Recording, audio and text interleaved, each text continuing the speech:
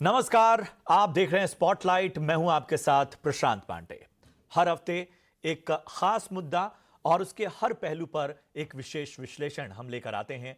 कोशिश हमारी यही होती है कि जो भी मुद्दा हम उठाएं उसके हर पहलू पर एक विशेष जानकारी आपको दें और उसके साथ ही तमाम चुनौतियों और उसके समाधान, इन सब पर एक अच्छा विमर्श आपके सामने लेकर आए। खबरों के शोर और तमाम चीजों के बीच हमारा प्रयास यही है कि हम किसी भी स्तर पर, किसी भी विषय पर आपकी जानकारी दुरुस्त करें और किसी भी समस्या की जड़ तक जाएं। और आज बात बढ़ते हुए बाढ़ के खतरे की।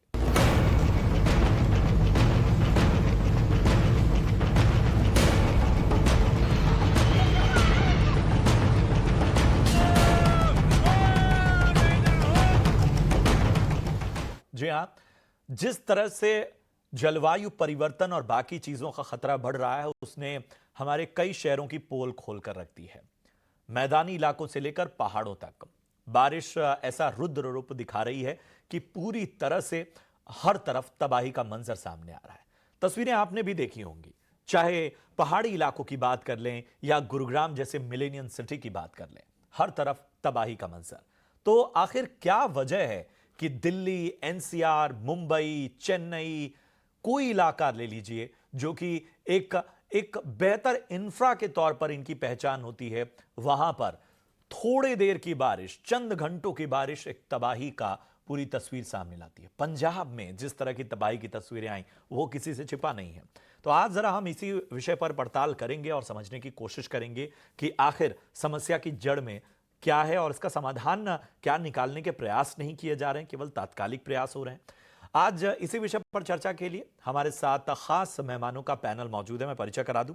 हमारे साथ आज जुड़े हुए हैं एचएस संचेती साहब, चीफ टाउन प्लानर हैं आप। Sancheti sir, thank you so much अपना समय देने के लिए। हमारे साथ वरिष्ठ पत्रकार अनुराग वर्मा सर भी जुड़े हैं। वर्मा सर, आपका भी बहुत बहुत शुक्रिया। ब्रिगेडियर विनोद दत्ता भी हमारे साथ कार्यक्रम में शामिल हो रहे हैं, जो कि जाने माने डिजास्टर एक्सपर्ट हैं।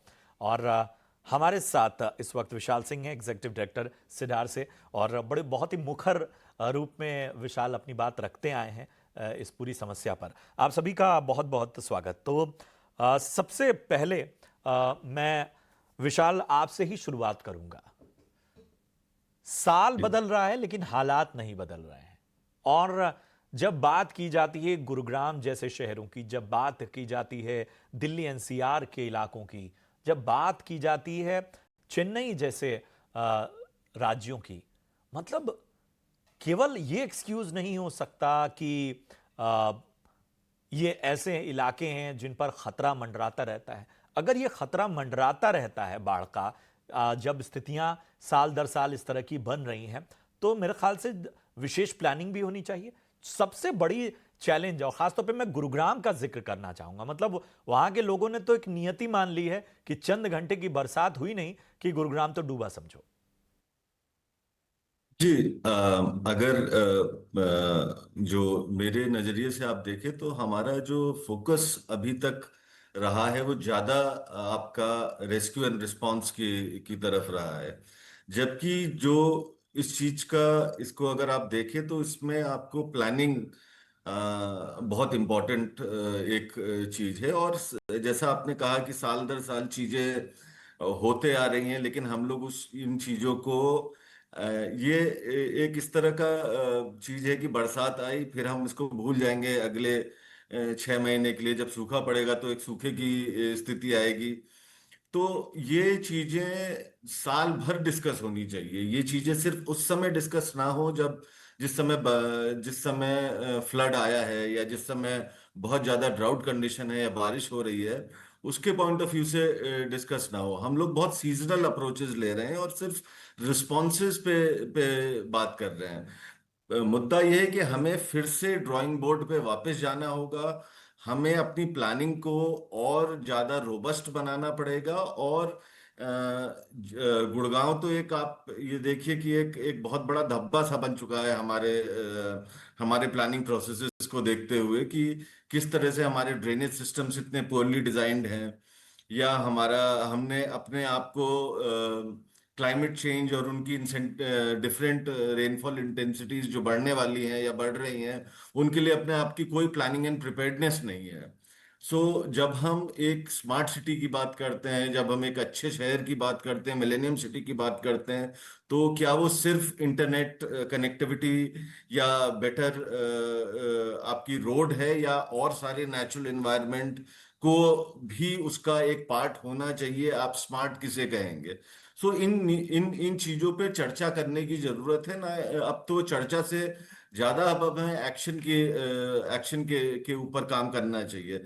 ये तो एक मुद्दा है। अभी एयर पोल्यूशन का मुद्दा आ जाएगा जैसे ही जाड़े शुरू होंगे, तो बिल्कुल आपका आपने स्मॉग सही का कहा। मुद्दा आ और जाएगा। विशाल फिर मतलब वही बात है कि मतलब हम शायद तभी रिएक्ट करते हैं जब समस्या सामने आती है। तात्कालिक उपायों पर जो है वो ज्यादा फोकस हो रहा है, लॉन्ग टर्म सोल्यूशन पर फोकस नहीं हो रहा है। अनुराग सर, आपने तो बड़े करीब से तमाम स्थितियां देखी हैं और आपने तो ये भी देखा है कि किस तरह से गुरुग्राम, दिल्ली, एनसीआर जो है वो अपने इंफ्रा और बाकी चीजों में आगे बढ़ते हैं।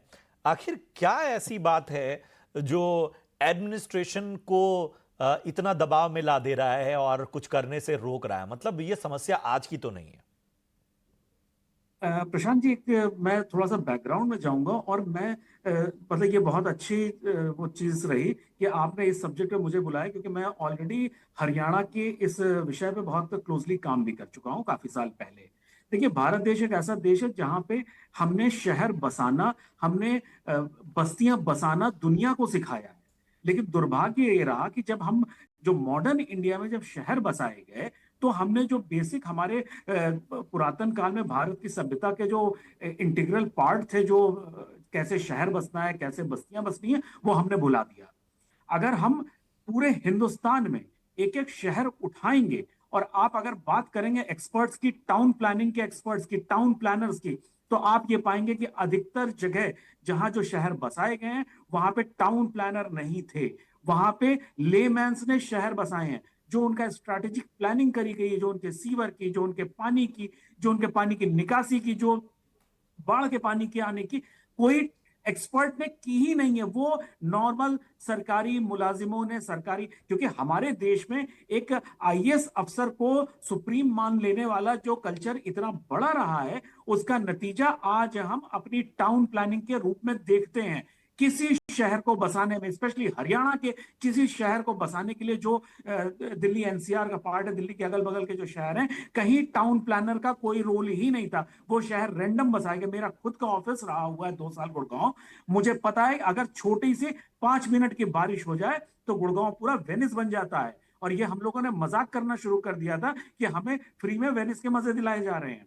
आप बारिश का मौसम छोड़ दो, आप वहां इलेक्ट्रिसिटी की, जिस समय मैं आज 7-8 साल पुरानी बात कर रहा हूं, वहां पे बिजली होती ही नहीं थी। मतलब आपने शहर इतने बड़े बड़े बसा दिए।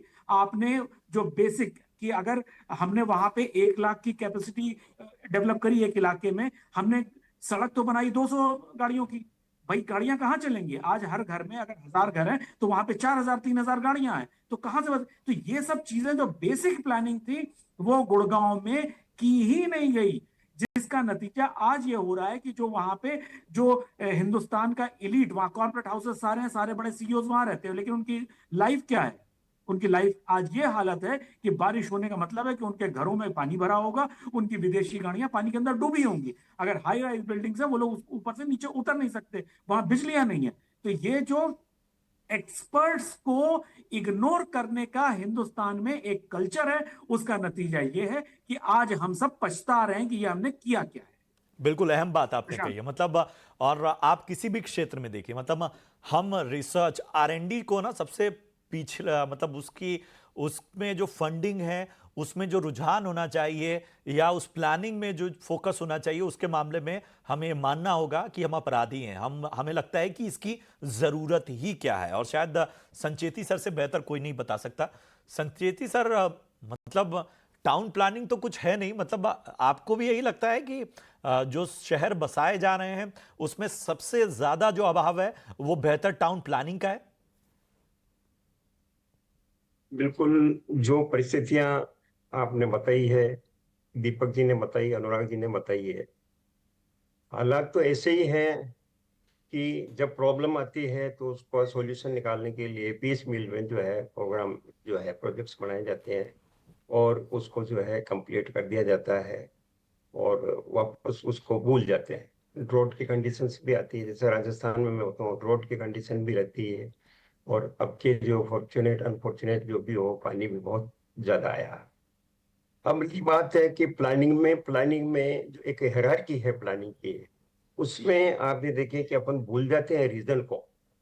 एक बहुत बड़ा रीजन होता है जिसमें जो सबसे बड़ी जो प्लानिंग हुई है वो एनसीआर की हुई थी।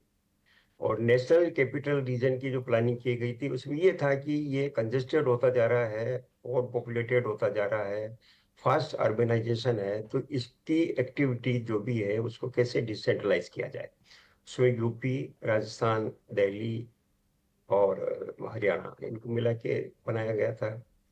अब रही बात गुड़गांव की, गुड़गांव भी जो है आपके एनसीआर का ही पार्ट है। तो जिस बात की प्लानिंग एनसीआर का फायदा उठा सकते थे गुड़गांव वाले, एनसीआर में टेक्निकल हेड्स भी है, टेक्निकल एक्सपर्ट्स भी है, प्लानिंग हेड्स भी है, कोऑर्डिनेशन भी है, पैसा भी है, आपको वर्ल्ड बैंक से पैसा भी दिला सकते हैं। परंतु इसको जैसा बताया कि इग्नोर किया गया बिल्कुल। तो आज ये देखिए कि आपका कुछ पार्ट दिल्ली का, कुछ हरियाणा का। आज बॉम्बे में देखो आप क्या हालत हो रही है। बॉम्बे में मास्टर प्लानिंग हो गई है, तो आपका ड्रेनेज प्लान नहीं है। ड्रेनेज प्लान है तो ये प्लानिंग में रह गया। प्लानिंग आप ये सोचिए कि प्लानिंग करके भूल गए। प्लानिंग में प्रिंसिपल्स दिए जाते हैं। मास्टर प्लानिंग में एक प्रिंसिपल दिया जाता है कि आपको अमुक शहर इस तरह से बढ़ेगा, अगले 25 वर्ष में इसकी पॉपुलेशन इतनी होगी, ये इंफ्रास्ट्रक्चर चाहिए, इस तरह से डेवलपमेंट होगा। तो इंफ्रास्ट्रक्चर की प्लानिंग मास्टर प्लान करके भूल गए। इंफ्रास्ट्रक्चर की प्लानिंग कभी की ही नहीं, आप ये बताएं। तो इंफ्रास्ट्रक्चर में भी आप देखो कि सड़क, नल, बिजली, पानी, सब तरह की। अब ड्रेनेज है, आप भी देखें कि नेचुरल तो अब की बरसात ज्यादा हुई है, नो डाउट इन इट, वो भी एक वन ऑफ द फैक्टर है। पर सबसे बड़ी फैक्टर तो जो है खुद खुद अपन लोग हैं।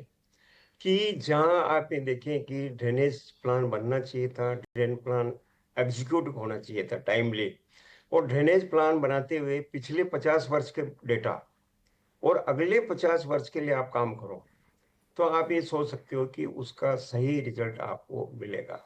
पीस मिल में आपने 1 साल के डेटा देख के उसका रिजल्ट कर लिया, तो वो उसका हालात आप देख रहे हो कि गुड़गांव में है।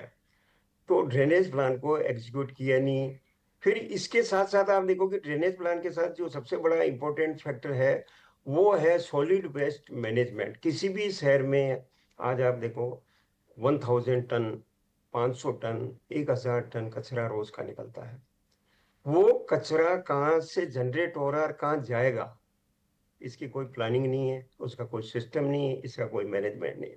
तो अल्टीमेटली ड्रेन्स जितनी भी है, नदी, नाले, तालाब, छोटी ड्रेन्स, बड़ी ड्रेन्स, मैन मेड ड्रेन्स, इनमें क्या है कि सारे कचरे को डाल दिया जाता है और सारे ड्रेनेज जो है वो चौक चौक हो जाते हैं। तो ये बिल्कुल एक आपका बहुत बड़ा बिल्कुल। और एक सबसे रीजन है। बड़ा सवाल यही उठता है कि ड्रेनेज जब इतनी बड़ी चुनौती है तो इसको लेकर प्लानिंग क्यों नहीं? मतलब ऐसा तो है नहीं कि ये चीजें दिख नहीं रही हैं। कोई ऐसी चीज है, रॉकेट साइंस है, जिसको समझ में नहीं आ रहा है कि इसका कोई उपाय नहीं निकाला जा सकता। समाधान है, प्लानिंग है, इच्छा शक्ति की आवश्यकता है। ये तो क्यों नहीं हो रहा है? जी। गुड़गांव का प्लान बना था 73 में। हम्म। 73 के बाद कोई किसी तरह का कोई प्लान ही नहीं बना है। आप 3500 नालों में से 2200 नाले आपके जो है गुड़गांव के करीबन करीबन चौक है। ऐसी स्थिति में फिर मल्टी स्टोरी आप ये देखो कि जिस कैपेसिटी के लिए गुड़गांव को डिजाइन किया गया था, उस कैपेसिटी से कई गुना ये जो है इसमें जो अर्बनाइजेशन बिल्कुल, ये हो बहुत चुका अहम है। मुद्दा आपने और उठाया और इस पे भी मैं बात करूंगा। हाँ, हर शहर की एक कैरिंग कैपेसिटी होती है और मुझे याद है कि इसके बारे में बड़ी वैज्ञानिक रिपोर्ट कई बार सामने आ चुकी है और इसको समझना बहुत आवश्यक है। ब्रिगेडियर दत्ता, मैं आपके पास आना चाहूंगा। मुझे डिजास्टर मैनेजमेंट से तो कोई शिकायत नहीं है, क्योंकि मतलब ऐसा लगता है कि सब कुछ होने के बाद उन्हीं के मत्थे सब कुछ मर दिया गया कि भाई अब तुम देखो, संभालो। और हम देख रहे हैं पंजाब जैसे राज्यों में किस स्तर पे काम हो रहा है। लेकिन आपको क्या लगता है, मतलब जो रिस्पांस है या जिस तरह की चीजें हैं, क्या उसमें अभी भी हम पीछे हैं? हाँ, देखिए इस पे कोई शक नहीं कि जिस तरह का रिस्पांस हमारे यहाँ मिल रहा है, लेकिन जिस तरह का मैग्नीट्यूड डिजास्टर्स का बढ़ता जाता है, दी फॉर्म एंड मैनिफेस्टेशन, देखिए अर्बन फ्लडिंग 2005 के बाद एक ऐसी टर्मिनोलॉजी डिजास्टर सर्कल्स में आई, क्योंकि बॉम्बे में जब डिल्यूज आया तब उसके बाद ही now it has become part of life. Gurgaon का एग्जाम्पल डिस्कस किया गया है।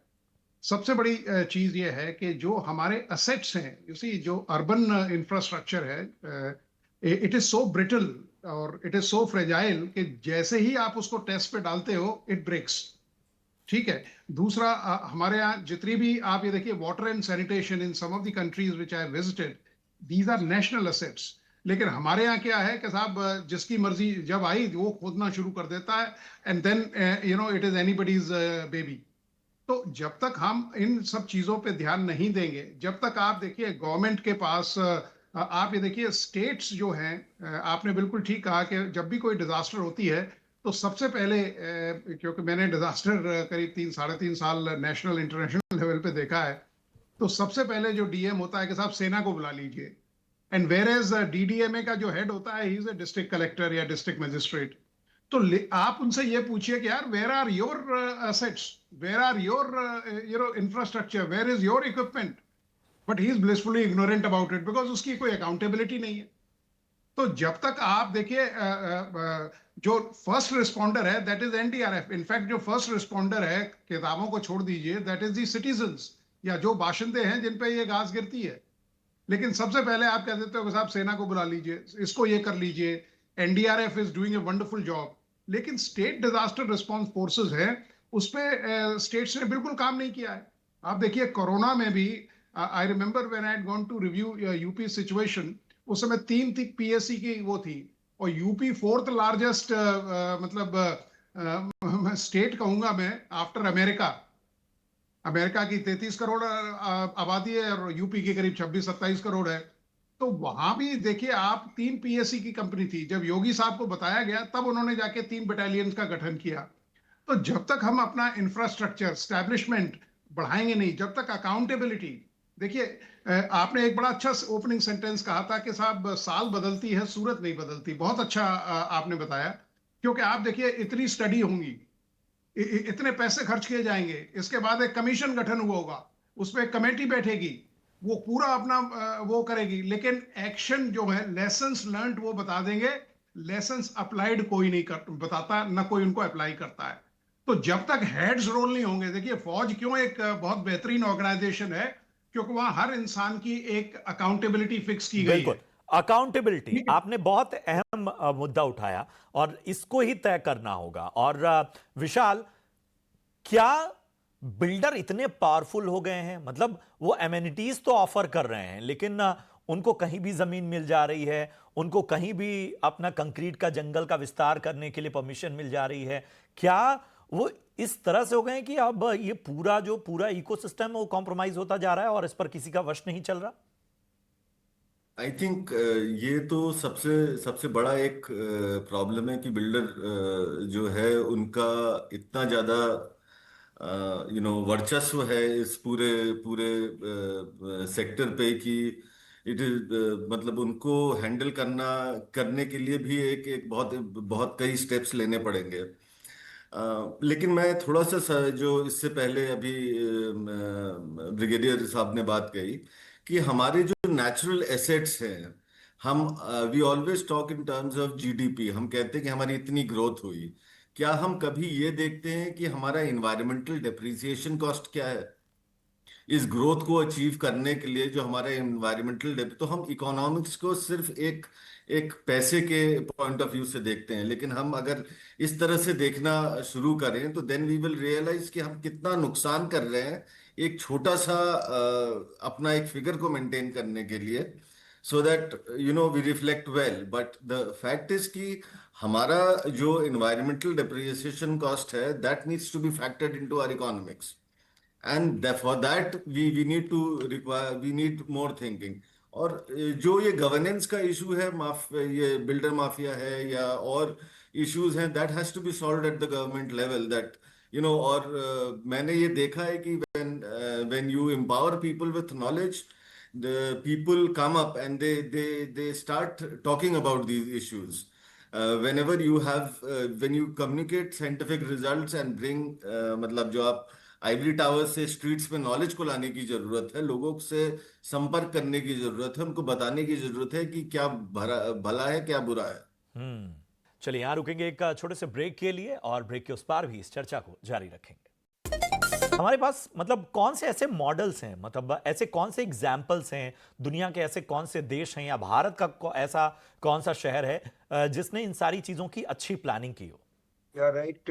अभी दुनिया की बात करें तो मैं हाल ही में अभी लंदन होके आया था, 2 महीने वहाँ रहा है। वहाँ रेगुलर बरसात आती है, करीब आप देखें कि एक दिन छोड़ के 2 दिन 3 दिन, और अच्छी इंटेंसिटी से रेन आती।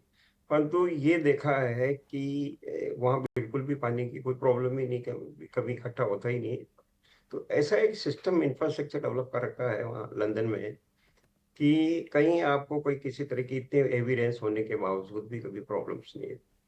मैंने पूछा कि ये सारा क्या सिस्टम है, तो उन्होंने जो एक बड़ी अच्छी बात बताई कि हम 90% जो है टाइम जो है प्रोजेक्ट बनाने में, प्लानिंग करने में, प्रोजेक्ट बनाने में full proof planning, full proof सारा उसमें जो है 80% जो है उसको टाइम देते हैं। यहाँ ये उल्टा आपकी हालत ये देखें कि यहाँ किसी ने एनवर्साइज कर दिया कि ये प्रोजेक्ट लाना है, तो उसको इतना प्रेशर कर देंगे कि with in 2 month 3 month 4 month में ही उस प्रोजेक्ट को लाना है। तो एक एनालिसिस, एक सिस्टम, एक डिजाइन वगैरह ये जो है वो हो नहीं पाती है। अब रही बात है कि इंडिया में अगर प्लानिंग की बात करें तो चंडीगढ़ है। Chandigarh is a plant city, काफी अच्छा प्लान करके जो है वो बनाया गया, और मेरे ख्याल से तो काफी कम प्रॉब्लम है। और उसमें ये कि प्लानिंग करके चंडीगढ़ को और उन्होंने इंफ्रास्ट्रक्चर को डेवलप किया। सारे पूरी सिटी को सेक्टर्स में बांटा गया। सेक्टर्स में बांटने के बाद किस सेक्टर में क्या रिक्वायरमेंट है, किस सेक्टर में किस इंफ्रास्ट्रक्चर की जरूरत है, कैसे एक दूसरे सेक्टर इंटरलिंक्ड है, उनके बिजनेस सेंटर्स कहाँ होंगे, उनके रेजिडेंशियल एरिया कहाँ होंगे, कैसे प्लानिंग होगी, ग्रीन एरियाज कौन से होंगे। तो इन सब चीजों का जो है वो प्लानिंग भी रखा, एग्जीक्यूट भी किया, और डेंसिटी को कंट्रोल रखा गया। दूसरी बात है कि इसी का उल्टा ये भी प्लांट सिटी है आपका गुरुग्राम, बिल्कुल, परंतु इसकी जिसके लिए डिजाइन किया गया था, जिस कैपेसिटी के लिए, आज मिलियन सिटी हो गया। आप देखो ग्रुप हाउसिंग है, फ्लैट्स है, इतने मल्टी स्टोरी फ्लैट्स है, तो इसकी जो डेंसिटी है, एरिया वर्सेज पॉपुलेशन जो है इसका वो करीबन करीबन बिगड़ चुका। अच्छा, जितना रेजिडेंशियल एरिया इन्वेसाइज किया गया था गुड़गांव में, उससे कई गुना आपका कॉमर्शियल एरिया आ गया। तो कॉमर्शियल एरिया जो है वो लैंड यूजेज आपके कन्वर्ट हो गए, जहाँ जो यूजेज आने थे वो नहीं हुए। जिस कैपेसिटी के लिए जो है नालियां, ड्रेनेज कैपेसिटी डिजाइन की गई थी, सड़कें डिजाइन की गई थी, वो बहुत छोटी लगने लग गई। तो ये सारी चीजें ऐसी है कि दिल्ली के लिए बनाया गया था कि दिल्ली को डेंसिफिकेशन करने के लिए, वहां की पॉपुलेशन जो बढ़ रही है उसके करने के लिए तो ये बनाया गया था गुड़गांव, बिल्कुल। एनसीआर हरियाणा के एरिया को ले गया। उल्टा ये हो गया कि अब लोग यहाँ से उल्टा वापस दिल्ली में जाने बिल्कुल, लग गए। जरा जरा तो मैं ये इसी एक इसी और सवाल के प्रेशर्स साथ जो है, ब्रिगेडियर दत्ता मैं आपके पास आना चाहता हूं। जो सर कह रहे थे मतलब कि प्लानिंग होती है या सारी चीजें अगर मैं कागजों पे भी उनको मान लूं तो कुछ ना कुछ एक क्षमता निर्धारित होती है, हर शहर की एक कैरिंग कैपेसिटी है। क्या वक्त आ गया है, चाहे मैदानी इलाके हों, चाहे पहाड़ी इलाके हों, चाहे मिलेनियम सिटी हो, चाहे टायर 2 टायर 3 सिटीज हों, इनकी कैरिंग कैपेसिटी के हिसाब से अब इंडस्ट्रीज और जो पब्लिक का वेटेज है उसको कहीं ना कहीं बांटने की, उसे इधर उधर शिफ्ट करने की या विकल्प की ओर देखने की जरूरत है? बिल्कुल आपने ठीक कहा, क्योंकि देखिए जो लैंड पोटेंशियल होता है और दूसरा जो आपके प्लानिंग पैरामीटर्स हैं। मैं शिमला के, जब ओयो ने एक स्टडी ऑर्डर की थी, जब इसमें वाटर क्राइसिस थी, तो जब हम उसका ब्लूप्रिंट पढ़ रहे थे तो Shimla was basically design for 80,000 people, और at best with an expansion room of 1 lakh people. आज आप देखिए वीकेंड्स पे वहाँ करीब 1.5 लाख 1.5 लाख टूरिस्ट वहां पहुंच जाता है, या वीकेंडर्स पहुंच जाते हैं। तो जब तक आप ये पैरामीटर्स फिक्स नहीं करेंगे लोगों के लिए कि साहब किस तरह से हमें लैंड यूज जो आपके बाईलॉज हैं उनको फॉलो किया जाए, किस तरह से लैंड पोटेंशियल को एक्सप्लॉइट नहीं किया जाए। हमारे यहाँ जो ग्रोथ है, या हमारे यहाँ जो टाउन प्लानिंग है, वो इट इज लाइक वो अदरक की तरह है, जिंजर लाइक ग्रोथ। कि ठीक है, चाहे जिस दिशा में वो शहर फैल जाता है, और कहीं कोई उसको शास्त्री नगर नाम दे देता है, कोई गांधीनगर, कोई उसको पटेल नगर।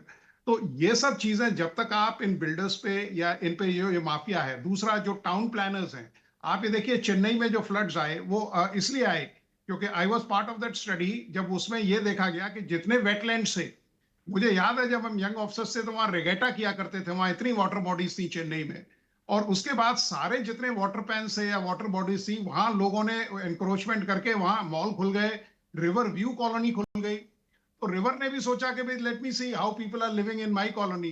तो जब तक आप इन अफसरों के ऊपर शिकंजा नहीं कसेंगे, अकाउंटेबिलिटी नहीं करेंगे, तब तक ये नहीं। बिकॉज मैं कह रहा हूं, आप इनका एक बार ऑडिट करा दीजिए कि बिल्कुल। किस टाउन प्लानर या कौन जो मतलब हर किसी चीज, बिल्कुल डेवलपमेंट आपने अथॉरिटी सही का कहा। वो है। बिल्कुल वैलिड पॉइंट आपने बताया ब्रिगेडियर दत्ता, और मैं समझता हूं कि अ, जितना ज्यादा बहस होगी, जितना ज्यादा इस पर चर्चा होगी, जितना ज्यादा सवाल उठाए जाएंगे, उतनी जल्दी उतने बेहतर समाधान निकलने की गुंजाइश बनेगी। बहुत ही अच्छी चर्चा रही। मैं अपने तमाम एक्सपर्ट्स का शुक्रिया अदा करना चाहूँगा। ब्रिगेडियर दत्ता, विशाल जी, इसके साथ संचेती सर, हमारे साथ अनुराग जी भी जुड़े, उनका भी बहुत बहुत धन्यवाद। उम्मीद करते हैं कि मतलब अगले साल कम से कम हम इस विषय पर डिबेट ना कर रहे हो, कम से कम हम माने कि कुछ तो काम हुआ है। चलिए, उम्मीद करते हैं कि आज की चर्चा आपको पसंद आई हो। आपके कोई सुझाव हैं तो यूट्यूब के कमेंट बॉक्स में बताइए। हमें दीजिए इजाजत। आप देखते रहिए ET Now स्वदेश। नमस्कार।